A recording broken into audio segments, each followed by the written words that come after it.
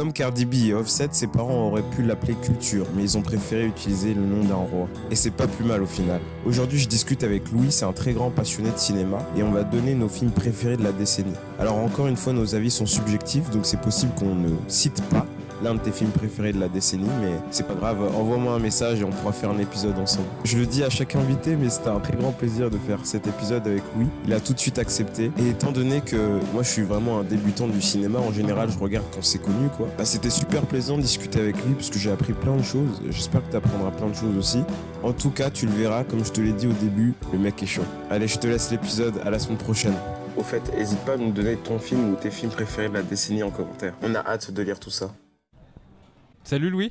Salut Didier. Ça va? Ça va et toi? Mec, ça me fait ultra plaisir que tu aies accepté de faire ce podcast avec moi. Extrêmement ravi que tu aies pensé à moi, mon cher Didier. Du coup, aujourd'hui on va parler de cinéma, parce que Louis c'est un peu ta spécialité. Dieu Seigneur. Même si tu fais pas des études dans ça, c'est vraiment ton hobby et ce que t'aimes faire dans la vie. C'est ma passion, regarder des films pour l'instant et peut-être plus tard en faire. Ok, je te le souhaite. Et du coup, moi je suis carrément un noob dans ce domaine. Donc tu vas pouvoir nous apprendre quelques trucs et nous partager ton avis quoi. Eh bah écoute, je vais faire de mon mieux. Ok.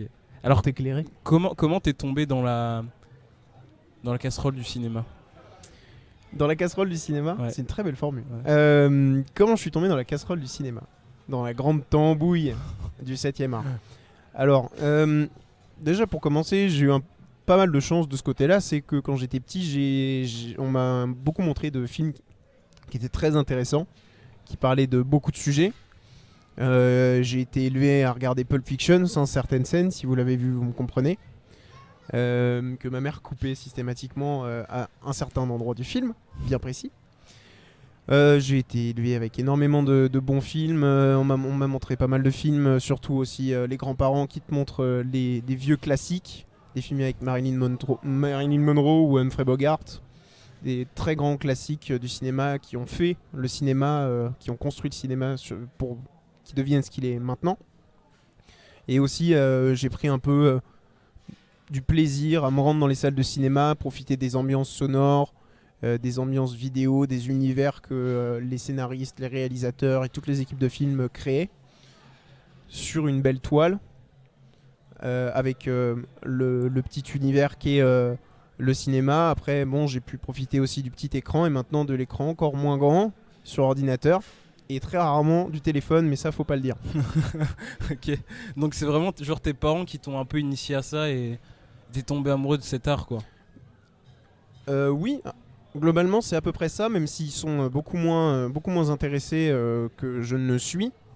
Ils ont sans doute vu quand même nettement plus de films que moi, parce que la durée de vie déjà. Mais je me fais souvent des petites motives à aller regarder des films qui sont pas forcément plébiscité par la presse ou par quelconque type de récompense. Essayer de donner des chances, au moins pour mon avis personnel, à des films qui peuvent s'avérer, dans certains cas, être intéressants. Si on reprend vraiment la base de l'industrie du cinéma, dans le cinéma, il y a genre 2 grandes récompenses, c'est ça? C'est ça. Les Césars et les Oscars. Alors, pour la France, c'est vrai que les Césars ont un rôle très important, parce que ça permet de mettre en avant au niveau mondial, parce que le cinéma français a été autrefois et est en train de revenir un peu sur le devant de la scène maintenant, mais le cinéma français a longtemps été un des cinémas phares, pas forcément avec que des Français, mais Truffaut et Godard par exemple, la nouvelle vague, qui ont inspiré énormément de réalisateurs comme Martin Scorsese, premier auquel je pense. Donc les Césars en France, pour le niveau international, les Oscars, même si les Oscars ça marche un petit peu à t'es mon pote, je te donne une récompense.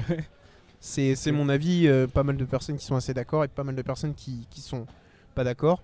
Mais c'est un débat qui est intéressant, je trouve. Mais la plus belle récompense, elle est aussi décernée en France et c'est la Palme d'Or. Que le Festival de Cannes, c'est vraiment le seul festival où la seule récompense qui... Enfin, c'est pas une récompense, mais les jurys concentrent vraiment sur ce qu'est un film en son essence et lequel est le meilleur de cette année. Voilà, cette année, on a vu que c'était Parasite et évidemment...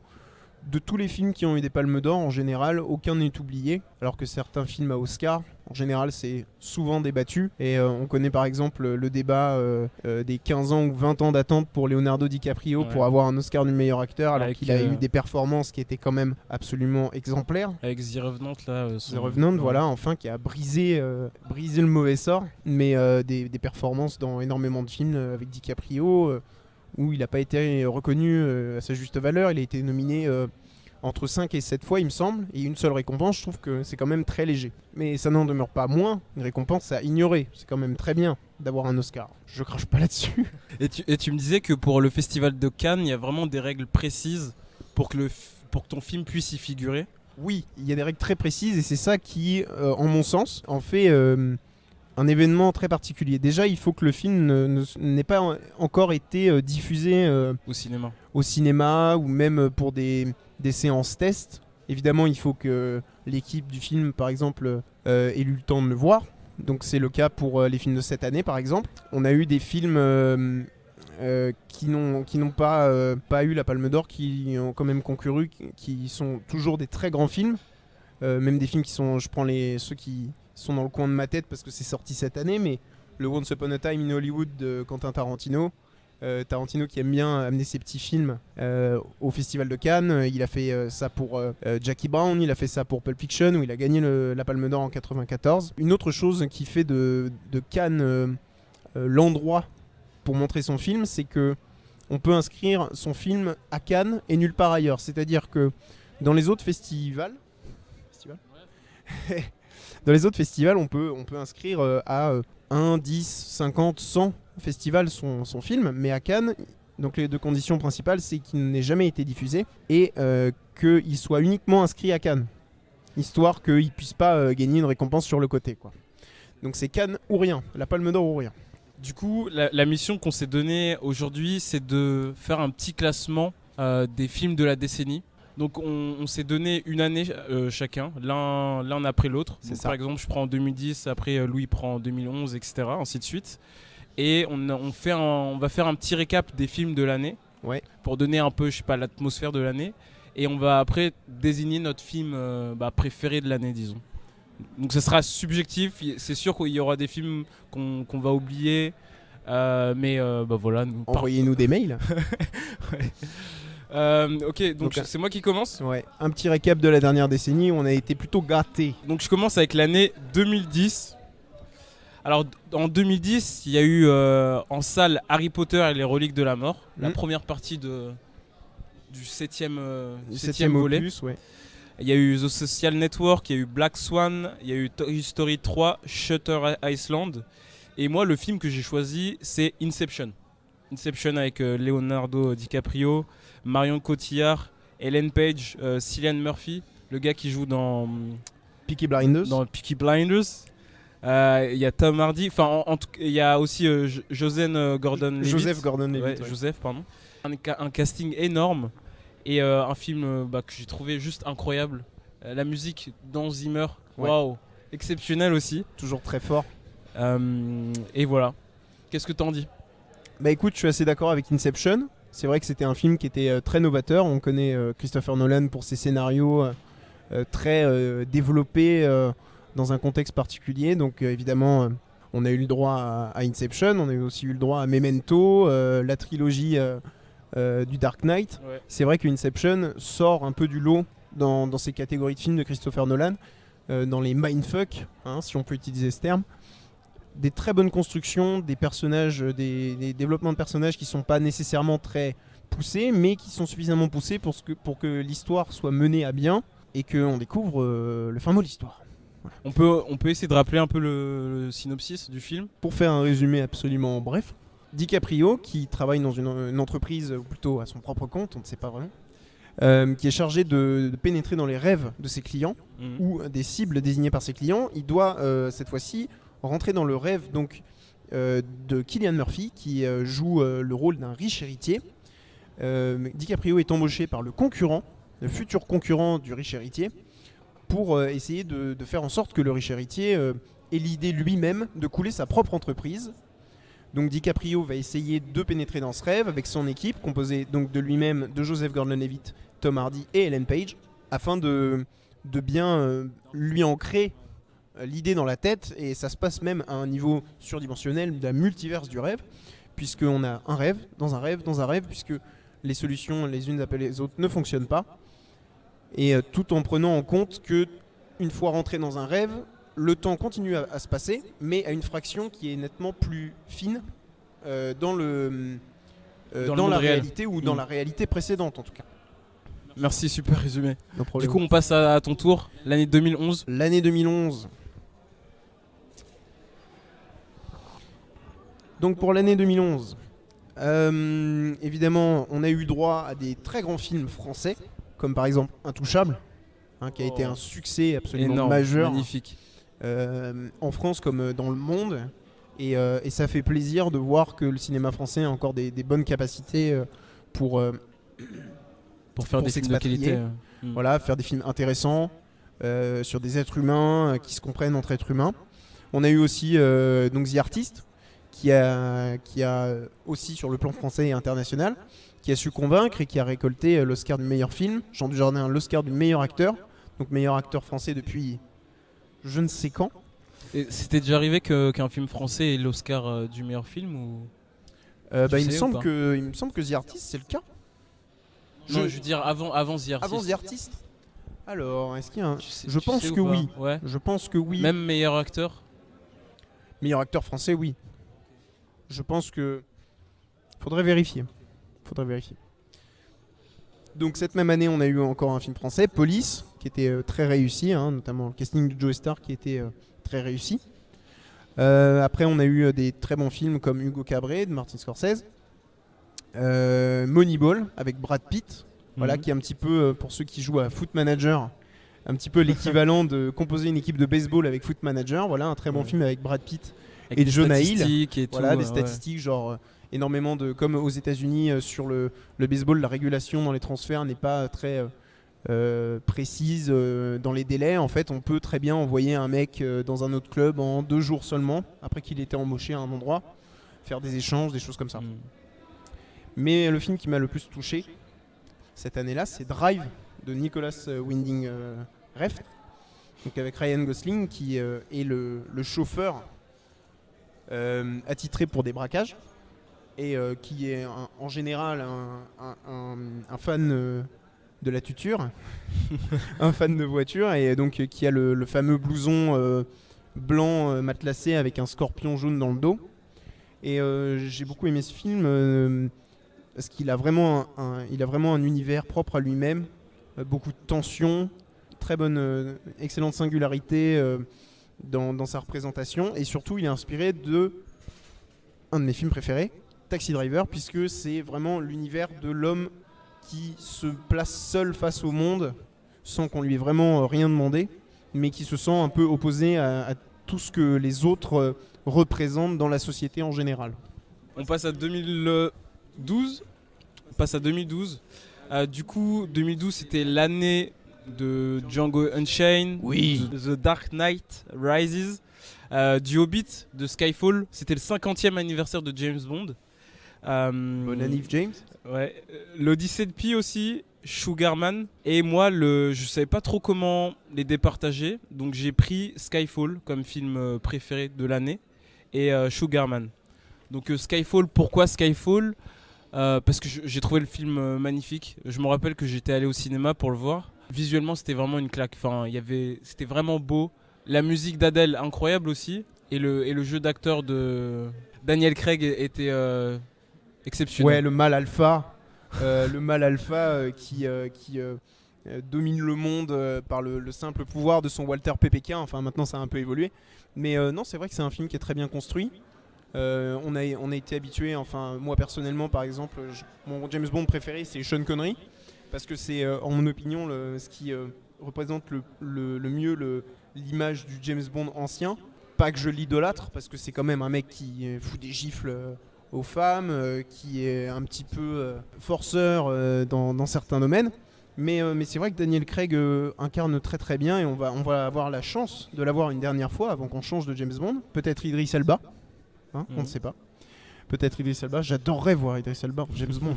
Ça aurait de la gueule. Mais enfin bref. Daniel Craig, ouais, qui est très antipathique dans son rôle de James Bond, très séducteur, sans faire trop d'efforts.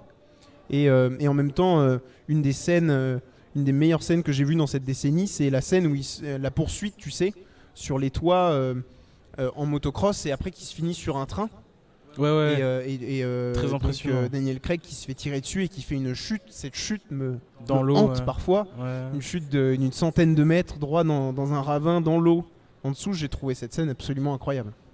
Et c'est super que tu parles de cette scène parce que ce que j'ai aussi beaucoup aimé dans Skyfall, c'est que on voit vraiment James Bond dans ses retranchements, dans son passé, dans son histoire. Exact. Et c'était vraiment intéressant de voir ça. Ouais, c'est vrai parce qu'on a toujours l'impression que c'est évidemment C'est carrément un robot, quoi. Ouais. Pas d'émotion, pas d'émotion, pas c'est d'histoire. Rien. une conquête, une mission, une conquête, Ouais, une exact, mission, peut-être exact. deux conquêtes, peut-être deux missions. À part quelques films où on le voit allongé sur une table avec un laser qui est sur le point de le découper en deux. On le voit très rarement dans ses retranchements de James Bond et c'est vrai qu'avec Daniel Craig, ils ont pu un peu aborder ce côté-là du personnage. Comment un être qui a l'air sans émotion peut se sortir de genre de situation où on était habitué à des conquêtes très brèves avec des James Bond girls comme on les appelle qui suivent le héros dans son aventure jusqu'au bout. Mais là, c'est vraiment des histoires d'amour qui se créent dans les derniers James Bond, Skyfall et Spectre. Très intéressant, très abouti. Moi, j'ai trouvé ça très bien. Top, je suis content que tu valides ce choix. Et l'autre film que j'ai choisi, c'est Sugarman. Alors, tu m'as dit tout à l'heure que tu connaissais pas ce film. Enfin, en tout cas, c'est un documentaire. Eh bien non. J'ai connu ce documentaire grâce à une vidéo de Seb Fritt. Donc, j'imagine que tu l'as pas vu. Qui explique un peu l'histoire du documentaire, etc. Du coup, si on explique un peu le documentaire rapidement, c'est l'histoire d'un chanteur qui s'appelle Sixto Rodriguez, qui sort 2 albums de suite aux États-Unis. C'est dans les années 1970, je crois. D'accord. Et ces 2 albums font un flop. Personne les écoute, etc. Du coup, il arrête la musique et il décide de recommencer à faire des petits boulots. Et il se trouve que ces 2 albums vont arriver en Afrique du Sud. Ils vont connaître un succès monstre, à tel point qu'il sera aussi connu que les grandes stars, les Rolling Stones, etc. de l'époque. Ah, d'accord. Il va vendre, je crois, 1 demi-million d'albums, quelque chose comme ça. Ouais, ok, c'est balèze. Et pendant ce temps-là, lui, il va continuer à vivre sa vie aux États-Unis sans savoir qu'il est excessivement connu en Afrique du Sud. Jusqu'au jour où 2 mecs commencent à enquêter sur qui est Sixto Rodriguez, tu vois. Et ils vont le retrouver aux États-Unis. Ils vont lui dire ouais, t'es ultra connu. Au début, il va pas les croire, etc. Et au final, ils vont tous aller en Afrique du Sud et il va faire des concerts, etc. Il va vraiment se rendre compte que c'est une star là-bas et voilà. C'est une belle histoire. Ouais, c'est une super belle histoire. Ce qui est un peu tragique, c'est que le réalisateur a vraiment fait le documentaire lui-même, c'est-à-dire qu'il a tourné il a fait des dessins, c'est lui qui a filmé, etc. Je crois qu'il a eu un Oscar, l'Oscar du meilleur documentaire en 2013. Et au final, il n'a pas su gérer le succès et puis je pense qu'il avait peut-être des problèmes déjà avant. Et au final, il s'est suicidé quelques années après avoir fait ce documentaire. Encore un talent de perdu. Hein. Ouais. Mais vraiment super documentaire, je te le conseille vraiment. Écoute, je prends ta recommandation. Sugarman. Donc c'est à ton tour, 2013. 2013. Alors 2013, c'est une très grande année. J'ai trouvé, puisqu'on a pu avoir des films comme 12 Years a Slave, qui a eu l'Oscar l'année suivante. Très balèze comme film. On a eu aussi Inside Llewyn Davis, encore une collaboration des frères Cohen, qu'on connaît aussi pour des très très très très grands films du cinéma, The Big Lebowski, Fargo, ou encore No Country for Old Men. Personnellement, c'est un de mes... du coup, c'est un duo, mais c'est un de mes duos de réalisateurs préférés, puisqu'ils écrivent et réalisent leurs propres films. Et je trouve que ça marche toujours très très bien. On a eu aussi cette année-là 2 films avec DiCaprio. On a eu Gatsby le Magnifique, qui est un remake du film qui était sorti dans les années 60, il me semble. Donc avec une photographie absolument incroyable, des très belles images, très belles couleurs. Donc DiCaprio au top de sa forme. Avec aussi Tobey Maguire, qui enlève le masque de Spider-Man et ça fait plaisir. On voit qu'il a des grosses capacités. D'autres talents. Voilà. On a aussi Le Loup de Wall Street de Martin Scorsese, très gros film sur Jordan Belfort, donc DiCaprio, encore une fois, cette fois-ci accompagné de Jonah Hill, avec des petites apparitions de John Berntal et de Jean Dujardin. Très gros film, évidemment, avec le soutien inconditionnel de Margot Robbie, dans l'épouse qui commence peu à peu à détester son mari, un petit peu, qui est un peu traitée comme une femme trophée, mais qui ne veut pas l'être, et ça se comprend. C'est très rabaissant comme position. Mais non, un film très très intéressant. Évidemment, un film très chouette aussi, The Place Beyond the Pines, avec Bradley Cooper, Ryan Gosling et Eva Mendes. Comment, pour résumer rapidement, comment un petit brigand qui va se faire arrêter par un policier va influencer sur ce même policier pour que quelques années plus tard, il essaye de devenir procureur. C'est dans un petit état, un petit comté de l'état de New York ou du New Jersey. Voilà, mais le film qui m'a le plus marqué dans l'année 2013, c'est Prisoners de Denis Villeneuve, avec Jake Gyllenhaal, décidément, qui a une grosse carrière qui l'attend, je pense, qui en a déjà entamé un petit boom et qui a une très grosse carrière devant lui. Jake Gyllenhaal accompagné par Paul Dano, qu'on a vu dans There Will Be Blood de Paul Thomas Anderson, et accompagné aussi de Hugh Jackman, qui fait un rôle qu'il n'a pas l'habitude de faire, parce on l'a très souvent vu dans des films comme Logan, les films où il incarne Wolverine, un personnage très froid, très antipathique. Je réutilise ce terme parce qu'il s'applique bien là. Mais non, un film avec une très belle photographie, voilà, une photographie de Roger Deakins. On en parlait tout à l'heure avec Didier. Mais donc Prisoners, comment Hugh Jackman va essayer de retrouver la fille, sa propre fille qui a été kidnappée, en réussissant à attraper un des kidnappeurs présumés, qui est joué par Paul Dano, un mec un petit peu paumé, défiguré, qui a l'air un petit peu cinglé, mais qui se révèle être quelqu'un de cinglé, voilà. Non, pas de spoiler sur ce film parce que c'est très très bien, le suspense jusqu'à la fin. Jake Gyllenhaal dans le flic névrosé qui essaie de tirer au clair l'histoire. Franchement, un film qui ne lâche pas le spectateur d'un début à l'autre, la grosse tension pendant 2 heures. Et moi j'aime. Mais c'est différent de Tekken, parce que le scénario que tu m'as expliqué, ça me rappelle un peu Tekken. Tekken, parce que Tekken c'est un film, comme je dis, à l'américaine, c'est-à-dire des films à l'américaine. Il y a des trucs comme des films que j'adore, comme Il faut sauver le soldat Ryan, qui a évidemment des belles nuances qui n'appartiennent pas au registre de ce que j'appelle les films américains. Donc film américain, c'est genre American Sniper, le mec qui est surpuissant, surcapable de tout. Là, dans Prisoners, on a des personnages qui sont... Donc le personnage de Hugh Jackman, qui est un civil, qui cherche sa fille, et le personnage de Jake Gyllenhaal, qui cherche la fille de Hugh Jackman, mais d'un point de vue policier.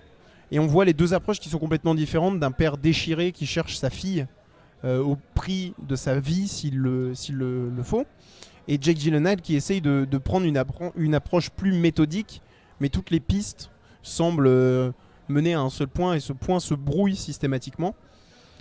Rien à voir avec Tekken, vraiment une construction qui est très très particulière, très intéressante. Je te conseille énormément ce film. De tous les films qu'on va citer, ça fait partie du top 3 qu'il faut que je te conseille.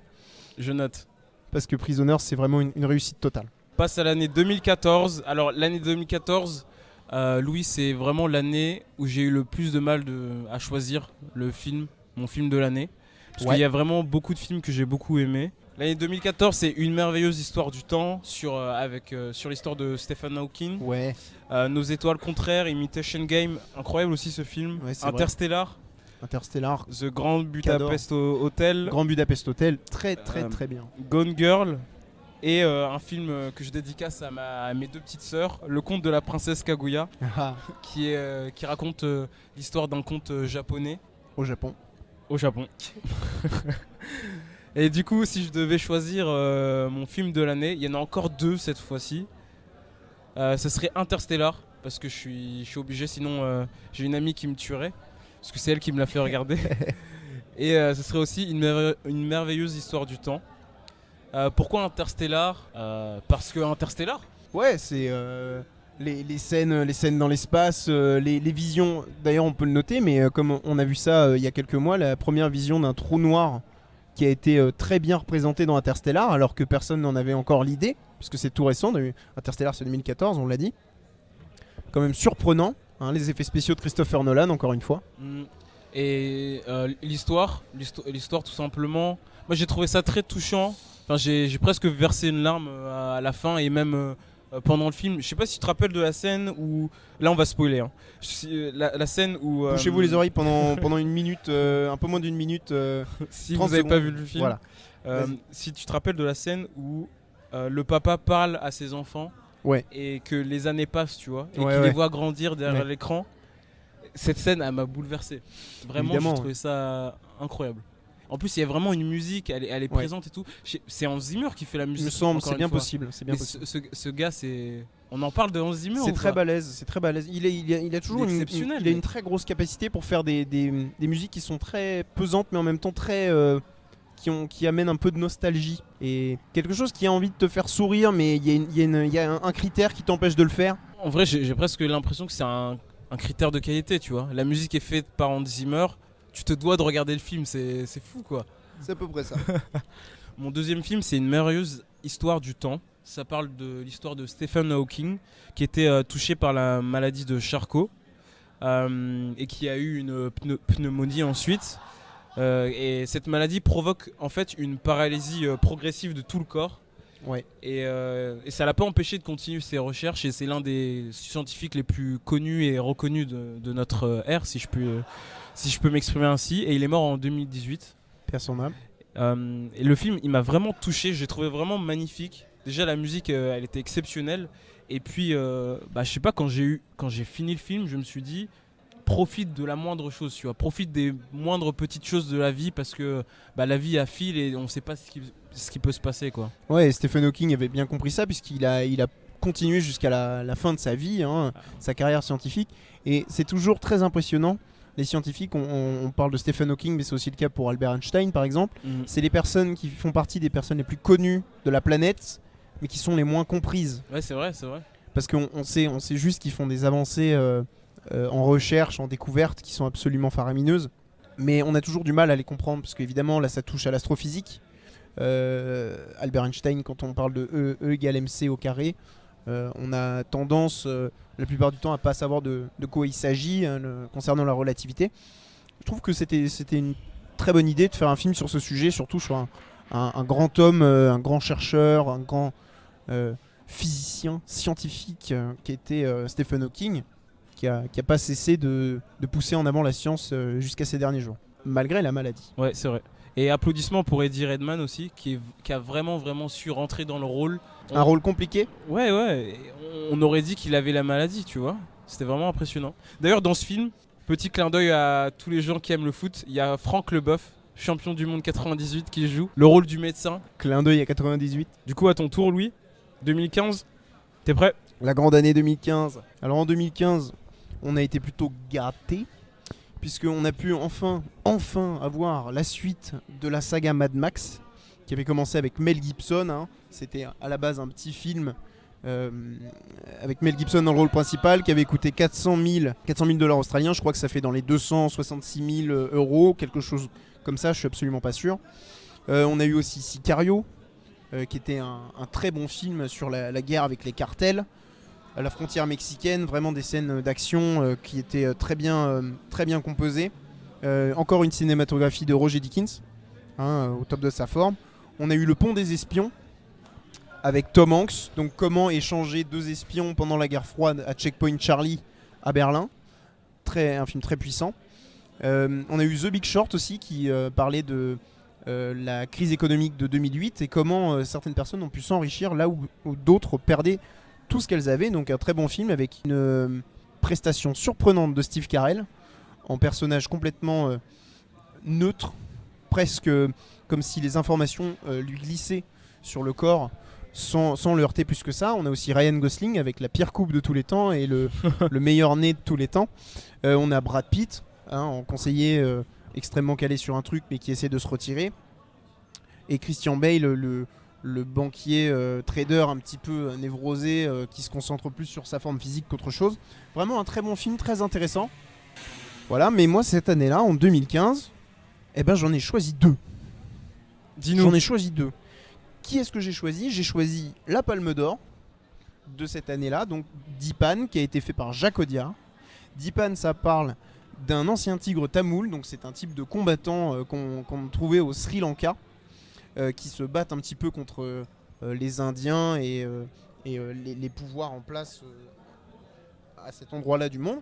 Donc un ancien tigre tamoul, un ancien combattant qui espère, avec l'aide d'une fausse femme et d'une fausse fille, trouver un foyer en France, donc dans une banlieue lointaine de Paris, où en espérant fuir les combats, en devenant concierge, ou plutôt gardien d'un de ces immeubles, il va se rendre compte que la guerre est partout et que dans les banlieues françaises, on n'est pas non plus privé de ce genre de petites guerres entre différents quartiers. Un film très puissant sur un homme et même les prestations de l'acteur qui fait l'homme, la femme et celle qui fait la petite fille de 9 ans. Des prestations qui sont très intéressantes, des acteurs qu'on n'a pas l'habitude de voir, et vraiment comme s'il y avait un regret de ne pas avoir réussi à fuir ce genre de conflit. Mais en 2015, j'ai été gâté aussi, puisqu'on a eu droit aux 8 salopards de Quentin Tarantino avec un très gros casting. On a eu un petit Kurt Russell, on a eu un grand Samuel L. Jackson, on a eu qui est-ce qu'il y a d'autre ? Tim Roth, Michael Madsen, qui décidément ces deux-là sont des grands collaborateurs de Tarantino, et Samuel Jackson encore plus grand collaborateur de Tarantino, qui est apparu dans presque tous ses films. Un huis clos comme on n'en fait plus, dans le grand froid du Wyoming, juste après la guerre de sécession. Un huis clos avec Kurt Russell qui ramène à son bras, accroché, menotté à son bras, une femme qui s'appelle Daisy Domergue, qui est recherchée comme étant la chef et la tête pensante d'un gang qui s'appelle le gang Domergue, qu'elle gère avec son frère qui s'appelle Jody, qui est joué par Channing Tatum. Un film très intéressant puisque ce huis clos en fait dans ce huis clos va se révéler que les personnes qui sont déjà dans cette auberge attendent de pied ferme cette Daisy Domergue en se faisant passer peut-être pour ceux qui ne le sont pas. Un très grand film de Tarantino. J'en dis pas plus parce que c'est une grosse tension de 2h30. Okay. Très intéressante, un bon huis clos, voilà, un très bon huis clos. Tarantino est très fort pour les huis clos, donc Reservoir Dogs, c'était déjà le cas. Mais Les 8 salopards, il revient en force, et c'est vrai que c'est quand même très bien construit. Évidemment, Tarantino a ce pouvoir de développer les personnages d'une manière très singulière, avec des dialogues qui sont tellement familiers qu'on a l'impression d'être dans la pièce avec eux, et qu'on aurait presque peur de se faire tirer dessus. Tarantino, c'est ton réalisateur préféré, c'est ça, non ? Aux côtés de Martin Scorsese, absolument. Du coup, on en était où dans notre liste ? C'était à toi ou c'est à moi ? Je crois que c'est à toi pour 2016. C'est parti. 2016. Alors 2016, il y a eu Star Wars Rogue One, premier volet de la trilogie, je crois. Il y a eu Deadpool, il y a eu The Revenant, il y a eu Tu ne tueras point, il y a eu Creed, il y a eu Your Name, il y a eu Avant toi, il y a eu Les Animaux Fantastiques, il y a eu Les 8 salopards également. Il y a eu aussi Patient de Grand Corps Malade, il y a eu Lion. Et du coup, mon film préféré de l'année, ce sera Your Name. Je sais pas si tu l'as vu ou pas. Your Name. Non, c'est un film japonais ? Ouais. D'accord. Ah, c'est une animation. Oui, c'est un anime. D'accord. Qui raconte l'histoire d'un garçon et d'une fille. La fille vit à la campagne et le garçon vit dans la ville. Et au fur et à mesure, ils vont rêver chacun de la vie de l'autre, jusqu'à un moment où ils vont carrément prendre le corps de l'autre. Et s'ensuit une histoire. Et c'est vraiment un film magnifique. La bande son est extraordinaire également. Ouais. Magnifique, vraiment. C'est un sujet très intéressant. Ouais, je te conseille le film si tu l'as pas vu, vraiment super film. Ouais, je vais juste revenir en 2016 un court instant pour parler de The Nice Guys avec Russell Crowe et Ryan Gosling. Un film un peu buddy cop, donc c'est un détective privé et un autre détective un peu moins privé qui en fait s'allie pour retrouver une femme perdue C'est une très bonne comédie, très amusante. Russell Crowe, le gros bras, avec un peu de jugeote, et Ryan Gosling, le petit arnaqueur de bas étage, qui a quand même un minimum de jugeote aussi. Je trouve que c'est très bien foutu, très intéressant et très sympa. Donc en 2017, on a été très bien servi au niveau français, avec le film très émouvant 120 battements par minute, qui parle de l'action contre le sida, notamment en suivant des malades du sida. J'ai trouvé ça très très très cool. C'est surtout aussi comment la lutte pour montrer que l'homosexualité a sa place dans la société, que j'ai trouvé qui était très bien dépeinte dans ce film-là. Après, au niveau international, au niveau anglais, on a eu le droit à des très bons films d'horreur, Get Out. On a eu la sequel de Blade Runner avec Blade Runner 2049 qui a été réalisé par Denis Villeneuve. On a eu Dunkerque qui était un film absolument incroyable sur les dernières heures des combattants anglais coincés à Dunkerque pendant la Seconde Guerre mondiale. Et on a eu mon film préféré, Good Time, qui est un film des frères Safdie qui vont sortir un film si vous avez Netflix. Leur prochain film avec Adam Sandler sort courant janvier. Ça s'appelle Uncut Gems. C'est très intéressant. Good Time, c'est Robert Pattinson qui est accompagné de Benny Safdie, donc l'un des deux frères qui réalisent ce film.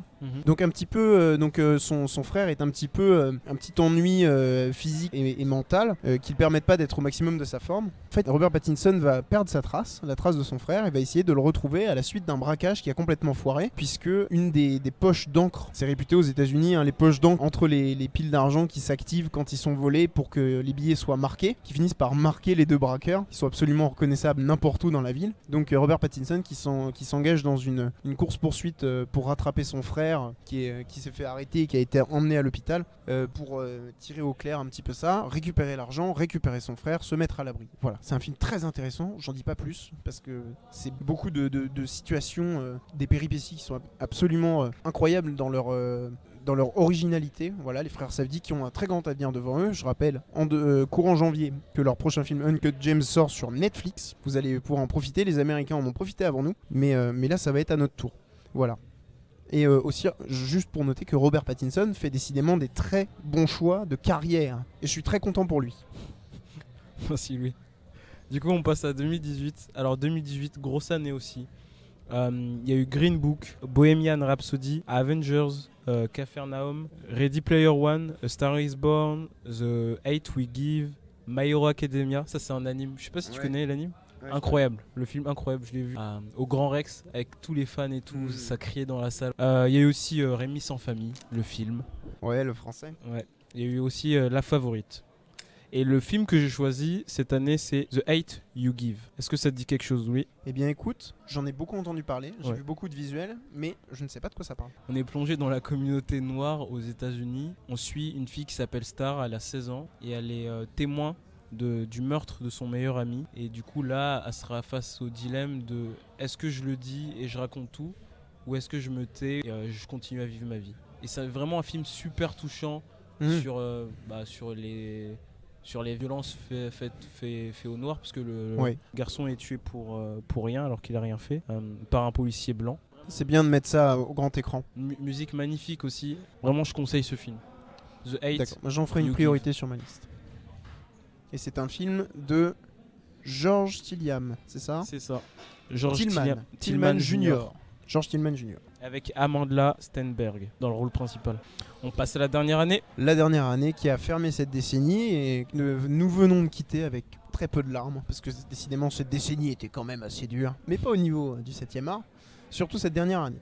Alors cette dernière année, je n'ai pas un film, je n'ai pas 2 films, j'ai 3 films. Oh. Pourquoi j'ai 3 films ? Eh bien déjà je vais parler des autres films qui m'ont beaucoup touché. Okay. Au niveau français, il y a 3 films qui m'ont énormément touché. C'est Le Dain, d'abord, de Quentin Dupieux, avec un Jean Dujardin qui était absolument impeccable, dans des rôles qu'on n'a pas l'habitude, dans lesquels on n'a pas l'habitude de le voir. Donc on le connaît pour OSS 117, un gars, une fille, The Artist. Là c'est un mec un peu névrosé. On a aussi Hors Norme absolument incroyable. Pour le cinéma français, j'ai trouvé que le duo Vincent Cassel en mec gentil, c'est pas courant. C'est vrai. C'est pas courant, c'est très efficace, on se souvient de lui dans La Haine évidemment. Dans d'autres films comme les Ocean's 12 et 13, où il joue le méchant français, enfin le méchant suisse, il me semble que c'est le méchant suisse et pas le méchant français, mais il parle français quoi. Pardon pour tous les Suisses, et les Belges, et les Luxembourgeois, et tous ceux qui parlent français, et qui ne sont pas français. Bravo à vous. Donc Hors Norme, qui parle des associations pour les enfants handicapés qui sont un peu au pied du mur. Leurs parents ne savent pas quoi faire. Parce que c'est vrai que dans ces cas-là, j'ai eu la chance de rencontrer en grandissant des enfants qui avaient des difficultés. Et c'est vrai que parfois on peut être désemparé. Voilà, on peut être désemparé quand on n'a pas ces problèmes-là. On a du mal à les comprendre. Ouais. On a l'impression d'être un peu bloqué dans notre situation. Non, j'ai trouvé ça très touchant. Ouais, très touchant. Très touchant. Hein, notamment un des personnages. Si vous l'avez pas encore vu, je vous dis pas qui c'est. Comme ça va vous surprendre. Mais un des personnages qui m'a beaucoup touché. C'est un film très humain. Très humain. Reda Kateb est absolument impeccable. La musique aussi est vraiment pas mal. Je sais pas si tu te rappelles, là, il y a une musique qui revient à chaque fois. Ouais. Je l'ai ajouté directement en sortant du cinéma. La bande son est absolument bien travaillée. Et aussi, comme on parlait de Reda Kateb, il m'a aussi impressionné dans Le Chant du Loup. Ah, c'est sorti la même année. Qui est sorti en début d'année 2019, pas en début d'année, peut-être en mars ou en avril. Mais c'est là que je me suis dit que le cinéma français avait encore toutes ses chances. Parce que Le Chant du Loup, ça a l'air d'être une super production. Ça a été filmé avec un vrai sous-marin lanceur d'engins. Donc, bah oui, monsieur.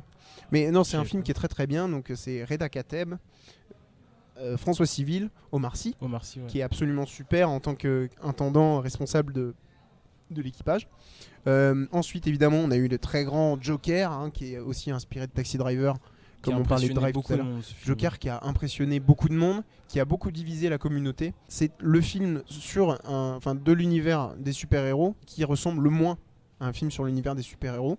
J'étais très intéressé par le personnage. Joaquin Phoenix en a fait une très bonne interprétation, absolument fantastique. Ouais. C'est vrai que ça ressemble beaucoup donc à Taxi Driver et à King of Comedy, deux films que je vous recommande de Scorsese. Je crois que c'est 76 pour Taxi Driver et 79 ou 80 pour King of Comedy, deux films avec Robert De Niro dans le personnage principal. J'aime Robert De Niro, voilà. Parasite, évidemment, qui a eu la Palme d'Or, qui est un film absolument magistral. La Corée du Sud qui a toujours su nous nourrir avec des très bons films. Je pense à Old Boy, qui date de 2003, qui est un film absolument fantastique, qui fait partie d'un de mes films, qui est un de mes films préférés, parce qu'il y a une tension absolument massive, très présente. Mais cette année, j'ai choisi 3 films. Et ces 3 films, je vais les prendre un par un. Déjà, on en a parlé un petit peu, c'est Once Upon a Time in Hollywood. Pourquoi ? Okay. Parce que les images, premièrement, les images, ce sont les meilleures images qui sont sorties de toute l'année. C'est vrai que c'est un beau film, visuellement c'est un beau film. Un film qui est très coloré, très visuel, impeccable. Les images sont très bien maîtrisées. Encore Richardson, qui a beaucoup travaillé avec Tarantino ces dernières années, sur ses 2 ou 3 derniers films. C'est un scénario qui est super original. Et évidemment, Tarantino aime bien remanier l'histoire à sa propre sauce. On l'a vu dans Inglourious Basterds. C'est un film qui m'a fait du bien. Voilà. Et je ne savais pas pourquoi, mais en sortant du cinéma, je l'ai vu Day One, qu'on se le dise. Mais la première chose que j'ai eu envie de faire en sortant du cinéma, c'est me boire un coca frais en bouteille et de me fumer une bonne cigarette industrielle. Voilà. Donc, vous pouvez boire du coca, mais pas trop. Mais je sais pas en fait, je vais pas dire que quand je vois des gens cloper à l'écran, ça me donne envie de cloper, c'est pas vrai. J'ai envie de cloper quand j'ai envie de cloper, a priori rien n'influence vraiment ça. Mais quand j'ai vu tous ces mecs qui utilisaient la cigarette comme un élément de style, et moi je fume pour votre information, je fume des roulés, j'en tiens une dans la main gauche. Ne fumez pas, c'est pas bien. Ne fumez pas, c'est pas bien. Franchement, c'est difficile d'arrêter. Mais dans les années 60, c'était plébiscité par les médecins de fumer. C'était recommandé, comme quoi c'était bon pour la gorge. C'est absolument extraordinaire. Je sais pas pourquoi j'ai eu cette sensation de vouloir boire un coca en bouteille et de fumer une clope industrielle, mais je sais pas, ce film, il m'a un peu replongé dans quelque chose que j'ai pas vécu et je m'y suis senti bien. J'avais l'impression d'être à la maison. Bon. J'ai cru que t'allais me dire, en sortant du cinéma, j'ai eu envie de filmer mes pieds. Parce qu'on peut se le dire, Tarantino a un problème avec les pieds, non ? Il kiffe les pieds, non ? Si vous vous posiez la question avant d'écouter ce podcast, je vais vous répondre tout de suite. Oui. Il kiffe les pieds à chaque fois. Tarantino est fétichiste des pieds. Voilà. Il s'en cache pas. Dans tous les films, dans Pulp Fiction, comme dans... Kill Bill aussi. Dans Kill Bill, évidemment. Voilà. Surtout les pieds de Motorman, il aime bien les mettre à l'écran. Mais en général, dès qu'il y a une femme dans ses films, il va essayer de mettre pas mal d'attention sur les pieds. C'est vrai que c'est une fille aussi dans Once Upon a Time qui montre ses pieds. Ensuite, les 2 autres films, le deuxième autre film que j'ai très apprécié cette année, c'est Marriage Story avec Scarlett Johansson et Adam Driver. L'histoire d'un couple qui n'a pas l'air de s'en vouloir énormément pour les actes qu'ils ont commis, mais qui finit par divorcer de manière fracassante, vraiment dans un fracas rocambolesque. Il y a une scène d'engueulade aux 2 tiers du film qui est absolument incroyable, une scène où ils sont filmés chacun face à face. Adam Driver sort sa meilleure prestation depuis qu'il est dans l'industrie du cinéma, vraiment sa meilleure prestation. L'homme désabusé qui a l'impression d'avoir fait une erreur quelque part mais qui n'arrive pas à savoir quoi, qui s'en veut, et Scarlett Johansson qui essaye comme elle peut d'oublier l'homme qu'elle a aimé, avec qui elle a eu un enfant, Adam Driver qui doit se faire à l'idée que son enfant sera plus tout le temps à ses côtés. Vraiment, c'est un film qui m'a énormément touché. J'ai pas connu ça, les parents divorcés, mais ça a touché un point sensible de mon âme et je pouvais pas parler de 2019 sans parler de ce film-là. Il est sur Netflix, je crois. Il est sur Netflix, absolument, c'est une production Netflix. Et comme on est sur les productions Netflix, on va y rester et on va parler de The Irishman de Martin Scorsese. Alors, 3h30, je sais ce que vous allez dire, c'est long. Quand on est un fan de cinéma comme moi, la longueur, ça n'existe pas. À vrai dire, comme Once Upon a Time in Hollywood qui dure 2h45 ou 50, comme The Irishman qui dure 3h30, ou comme Il était une fois l'Amérique de Sergio Leone qui dure 4h, on a toujours envie que ça dure plus longtemps. Pourquoi ? The Irishman, déjà, c'est l'histoire, c'est, comme je dis, le film de gangster pour tous les finir. Déjà, j'ai une théorie sur les films de gangsters, c'est que, on est d'accord, à une époque, il y avait beaucoup de films sur les westerns. Et maintenant, il y a beaucoup de films sur les gangsters. Enfin, c'est en train de diminuer, mais dans les années de 70 jusqu'à 90, on a eu Le Parrain, on a eu énormément de films sur les gangsters, Les Affranchis, Casino. C'est un peu la suite logique. Les films sur la mafia, les films de gangsters, c'est un peu la suite logique des westerns, puisque les westerns, c'est toujours des histoires de petits gangs désorganisés. Et la mafia, c'est des gros gangs très organisés. Et je trouve que c'est une belle synthèse de tous ces films de gangsters, notamment ceux de Scorsese, évidemment. Il nous a régalé avec énormément de films sur ce sujet-là, sur la mafia italienne, sur la mafia irlandaise aussi. Dans The Departed, je crois que c'est Les Infiltrés en français, avec DiCaprio et Matt Damon et Jack Nicholson.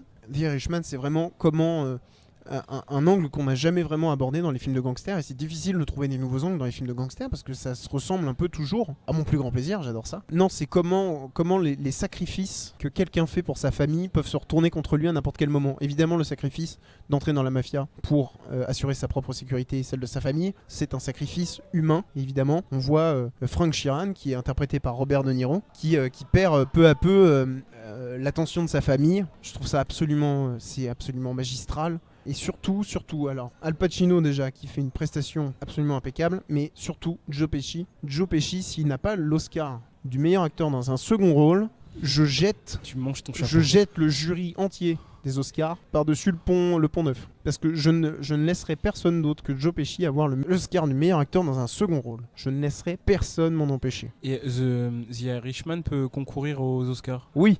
Parce qu'il est sorti au cinéma, je crois, dans quelques salles de cinéma pour pouvoir concourir. Aux États-Unis, ouais. Sinon, c'est interdit. Si ton film sort pas au cinéma dans quelques salles, oui, je et crois puis il y a des délais. Okay.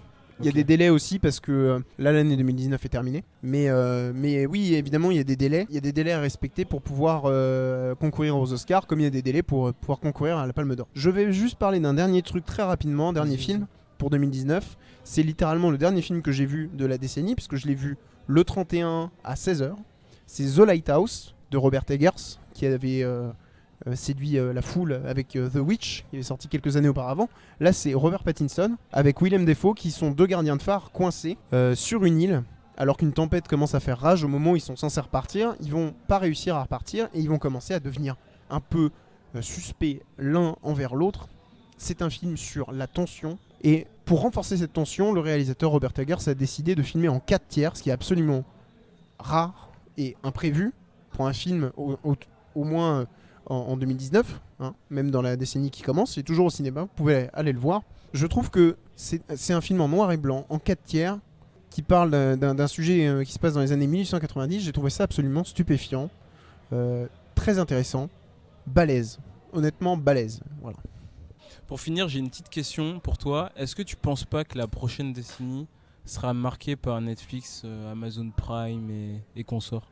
Je pense que le problème qu'on a eu avec les grosses productions récentes, on a vu ça avec la Weinstein Company, c'est que déjà la plupart du temps c'est des mecs qui sont pas normaux, qui sont louches, des gens qui sont louches.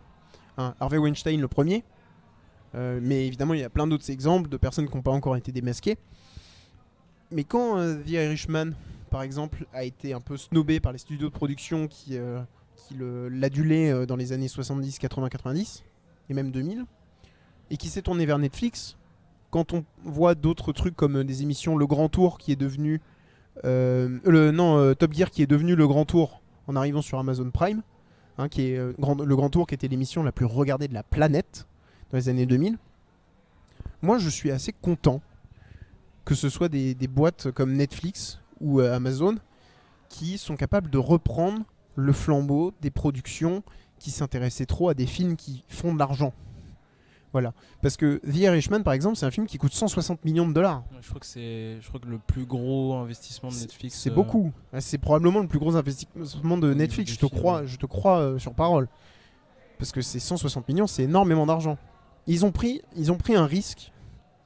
Et au final, ils ont réussi à réunir Joe Pesci, De Niro, Al Pacino, sous la direction de Martin Scorsese. Et ça, déjà, c'est une première dans l'histoire. Les trois réunis dans le même film, avec la direction de Martin Scorsese. C'est un très grand film. Et je pense que c'est un beau message qui est envoyé aux autres sociétés de production. C'est attention, on est là aussi. Et je trouve que c'est très bien. Donc tu penses qu'ils vont marquer la prochaine décennie ? Je pense et j'espère qu'on va avoir... La plupart du temps, les films Netflix, c'est quand même des films qualité. On va dire à 70% du temps, c'est des films d'une grande qualité, très intéressants. Pas toujours des super productions. Heureusement, parce qu'on en a de plus en plus des films qui coûtent des centaines de millions de dollars et qui sont pas très intéressants. Là, pour le coup, avec Marriage Story et The Irishman, cette année, en 2019, ils ont frappé très très fort. Et je les félicite. Merci Louis pour ce podcast, c'était super cool, je me suis vraiment amusé. Et on voit que tu es vraiment un fan de cinéma, donc... Jusqu'à ma mort. Allez, à plus. À plus. Salut. C'est une bonne situation, ça, Scribe. Mais vous savez, moi je crois pas qu'il y ait de bonnes ou de mauvaises situations. Enfin, si je devais résumer ma vie aujourd'hui avec vous, je dirais que c'est d'abord des rencontres. Des gens qui m'ont tendu la main peut-être à un moment où je ne pouvais pas, où j'étais seul chez moi.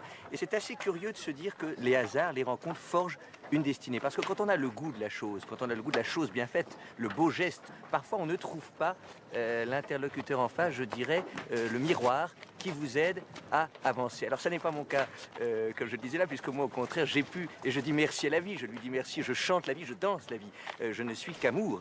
Et finalement, quand beaucoup de gens aujourd'hui me disent mais comment fais-tu pour avoir cette humanité, eh ben je leur réponds très simplement, je leur dis c'est ce goût de l'amour, ce goût donc qui m'a poussé aujourd'hui à entreprendre une construction mécanique, mais demain qui sait peut-être simplement à me mettre au service de la communauté, à faire le don de soi.